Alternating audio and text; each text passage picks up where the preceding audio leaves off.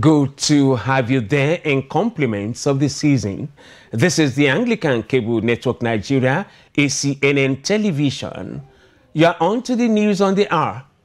I am Fulusho Taiwo. You're welcome. The Bishop of the Anglican Diocese of Akoko Edo, the Right Reverend Jolly Oyekben, has called on the Church to be fully active in the politics of the nation, attributing the enormous problem of the country to the negligence of the Church. According to the cleric, the Church left the affairs of the nation to be controlled by individuals who have not met with Christ. With this, few Christians who have ventured into politics have been pushed to compromise their faith. Bishop Jolly Oyekben made this assertion in an interview in Abuja, where he stressed that the Church is the only hope for the nation. Hence, Christians should arise and be responsible. It is true that we have Christians who are in politics already, and they are not doing enough. But that is not to say that everybody we call Christians are actually Christians.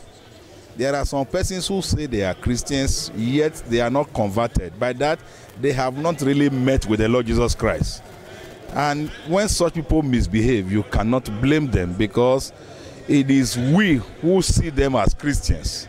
But in the real fact, they are not Christians. The actual Christians who are in politics, they are there, but they are few. And that is why, as a nation, we are not really feeling the impact. There are a lot of things that we want to push them to compromise the standard of their Christian faith.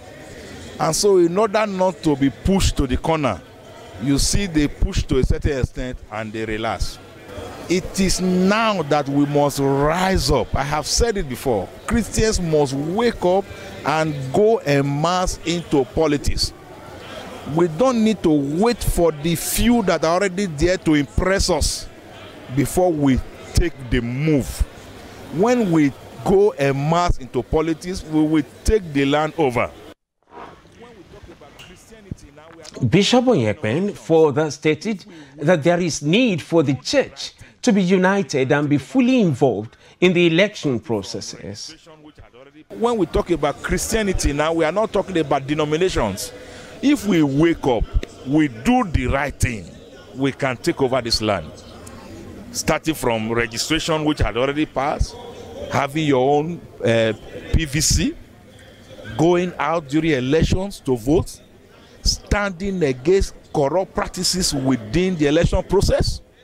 If we rise up and follow this process systematically, we will bring the devil down concerning this nation. And I'm believing God that this is the right time. You will see what God is going to do. He has said it and he doesn't tell lies. When we talk about the National Industrial Court, NIC, has reinforced its order restraining the Code of Conduct Tribunal from proceeding with the trial of the Chief Justice of Nigeria, Walter Onnoghen. Onnoghen is facing 6 charges of false access declaration filed against him by the Code of Conduct Bureau. The National Industrial Court had earlier on January 15 restrained the CCT from proceeding with the trial before adjourning till January 22nd for the hearing of the motion on notice. As the court resumed sitting on Monday, the NIC renewed its restraining order against the CCT. The reinforcement of the order followed an ex parte application moved by the claimant's counsel, James Igwe-san, who said there was difficulty in serving the CCT chairman, Justice Danladi Umar. The court's papers personally, the only defendant at the hearing on Monday was the National Judicial Council, represented by Dr. Garba Tetengi-san. The Minister of Power, Works and Housing, Mr. Babatunde Fashola, has raised the hope of Nigerians towards ending crazy electricity billing with the announcement of approval for 108 firms to supply meters. Fashola said this during the continuation of his neighborhood consultations campaign for the re-election of President Muhammadu Buhari in 2019 to 2 votes in Surulere local government of Lagos State. According to him, 108 metering companies have been given licenses to supply meters to address problem of discriminatory and arbitrary billing in the electricity sector, and also added that the government was ready to extend the solar service to the Ikmori estate if the residents were ready to have a service center. While seeking the support of his constituents in Ward G3, Fashola appealed to the residents not to sell their votes and urged them to vote to All Progressives Congress APC in the 2019 general elections. Meanwhile, the chairman of the Ikmori Residents Association, Mr. Tayo Ogunlade, drew the attention of the minister to some dilapidated infrastructure and some parts of the estate that was sinking. Other residents during the interactive meeting took turns to thank the Buhari administration for construction of some major routes leading into the estate. The 27 Task Force Brigade Nigeria Army Special Forces School, Buniyadi, Yobe State, has neutralized scores of Boko Haram insurgents who attacked the military base. Major Nureni Alimi, the Assistant Director of Public Relations 27 Task Force Brigade, disclosed this in a statement issued on Monday. Alimi said many insurgents were killed, others received gunshot injuries, while a cache of anti-aircraft ammunition, bombs, rocket-propelled guns, and 2 gun trucks were recovered. Alimi also disclosed that 4 soldiers sustained minor injuries and were presently receiving treatment in the brigade medical facility. The Acting Inspector General of Police, AG, Mohammed Adamu, has ordered the immediate disbandment of the Federal SARS, that is the Special Investigation Panel and Special Tactical Squad. He announced this on Monday at his inaugural conference with commissioners of police and all the senior officers in Abuja. Based on the new directive, there will now be a special anti-robbery squad domiciled in each of the 36 states under the direct supervision of the commissioners of police. The IGB Special Investigation Panel and IGB Special Tactical Squad were established by the former IGP Ibrahim Idris, who also centralized the operations of SARS into Federal SARS. The Central Bank of Nigeria, CBN, may increase the items on the foreign exchange restriction list from 42 to 50 in order to boost local production and stimulate the export market. This was disclosed by the CBN Governor, Godwin Emefiele, after he spent over 4 hours touring the ongoing Dangote refinery, petrochemicals, fertilizer projects, and Dangote deep water jetty in Lagos. Emefiele said the CBN will get more aggressive in ensuring that more items being imported into the country were added to the foreign exchange restriction list. He premised his comment on the huge forex earnings expected to accrue from export of the petrochemical and fertilizer products from Dangote refinery and fertilizer plants by the time the fertilizer plant begins operations. The items include cement, margarine, meat and processed meat products, private airplanes, jet roofing sheets, wooden doors, toothpicks, textiles, soaps, and cosmetics. Emefiele told the project sites in the company of the president, chief executive of the Dangote Group, Aliko Dangote, deputy governor of the CPN, Aisha Ahmad, group managing director, Dangote Industries Limited, Mr. Olakunle Alake, group executive director of Dangote Industries, Mr. Devakuma Edwin, and the managing director of Guarantee Trust Bank, Mr. Segun Agbaje. In his remarks, Dangote said the project would definitely transform the economy and Nigeria will be the largest exporter of fertilizer in Africa. We shall now go on a short commercial break. We shall be back with more stories. Please stay with us.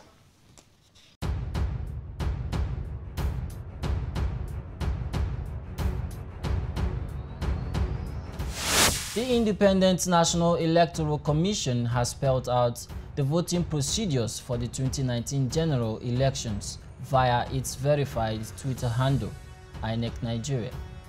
The following are the 7 steps as stated by INEC. Step 1. Upon arrival at the polling unit, join the queue and present yourself to the INEC official at the polling unit, who will determine whether you are at the correct polling unit and check if the photograph on the permanent voter's card matches your face. If satisfied, he or she will direct you to the next INEC official. Step 2. The official will request for your PVC to confirm that your card is genuine and your details using the smart card reader. He or she will ask you to place your finger on the card reader to confirm that the PVC belongs to you. By ascertaining, the card reader will contain the name, photograph, and fingerprints of all those registered in their polling unit. Step 3. You will then meet the next official who will request for your PVC to confirm that your name and your details are in the voters register. Your name will be ticked and your PVC returned to you. He or she will then apply indelible ink to the cubicle of your appropriate finger for that election to show that you have been accredited to vote. If your name is not found on the register, you will not be allowed to vote. Step 4. The presiding officer stamps, signs, and endorses the date at the back of the ballot paper. The presiding officer will roll the ballot paper inwardly with the printed side inward and give it to you. He or she will then direct you to the voting cubicle where you will vote in secret. Step 5. You will stain your appropriate finger for the election with the ink provided. Then use your stained finger to mark the space or ballot provided on the ballot paper for your preferred candidate or party. Roll the marked ballot paper in the manner the presiding officer gave you. Step 6. Then leave the voting cubicle and drop the ballot paper in the ballot box in full view of people at the polling unit. Step 7. You will then leave the polling unit or wait, if you so choose, in an orderly and peaceful manner to walk the process up to the declaration of results. Note: the results of each polling unit shall be pasted at the unit and for everyone to see. You are welcome back and thanks for staying tuned. For more on our top stories, please visit our website at acnntv.com or youtube.com/ACNNTV. And to be up to date with our news and current affairs programs, download the ACNN app for Android from Google Play Store.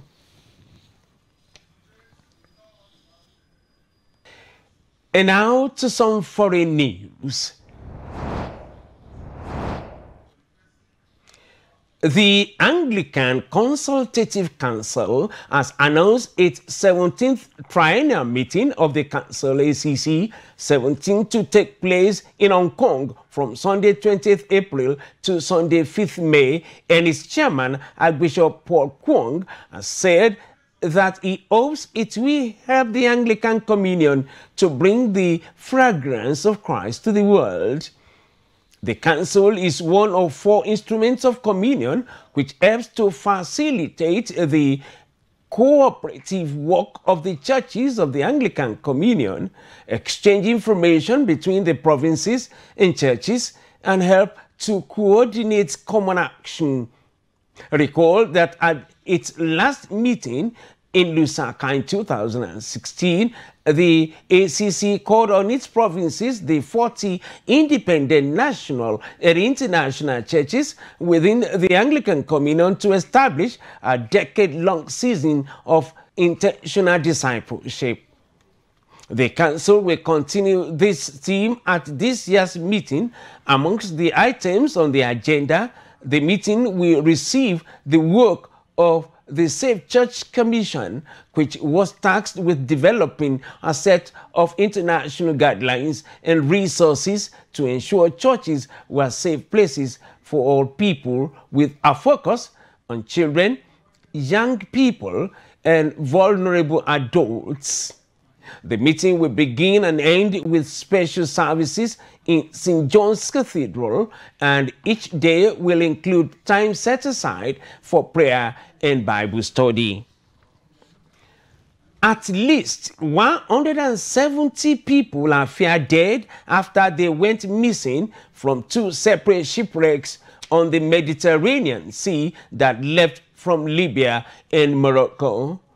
According to recent information from NGO sources, the United Nations High Commissioner for Refugees, UNHCR, said in a statement that about 53 people have died on the Alboran Sea, Western Mediterranean. 1 survivor is said to have been rescued by a passing fishing boat after being stranded for more than 24 hours at sea, and is receiving medical treatment in Morocco. Adding that rescue vessels from Moroccan and Spanish rescue searched for the boat and survivors for several days to no avail. Meanwhile, the non-governmental organization Sea-Watch stated that it had rescued 47 people from a dinghy in distress off the coast of Suara, Libya, and there were only 3 survivors. From a shipwreck in the central Mediterranean, it will be recalled that more than 2,200 migrants were reported missing or dead in the Mediterranean in 2018. Nigeria may feature in the blind football event of Tokyo 2020 Olympic Games, as the federal government has started recruiting players for the national team, which will be trained to contest in the games in Japan. The national blind football team, also known as Star Eagles, is the outcome of rigorous countrywide search by officials of the paramilitary Para-Athletics Federation of Nigeria, aimed at giving the talented, physically challenged persons the opportunity to advance in football like other sports. Speaking during a 4-day national blind football trial in Enugu, hosted by a non-governmental organization, the president of Para-Athletics Federation of Nigeria, Dr. Geoffrey Ogu, said his association will raise a national blind football team ahead of the Olympic Games.